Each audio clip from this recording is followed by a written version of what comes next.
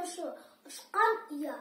Киіз үйдің төрінде бір топ ақсақал батпен қымыз ішіп отыр екен.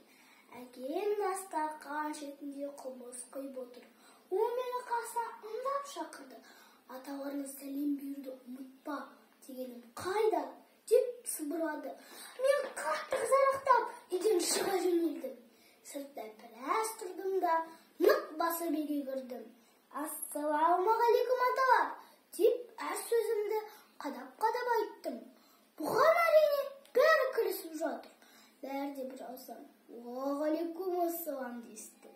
Олар менің маңдайымнан сипап мақтады. Мен жақсы сөзге мәз болып, әкемнің десін ала жайғастым. Ол менің басымнан сипады.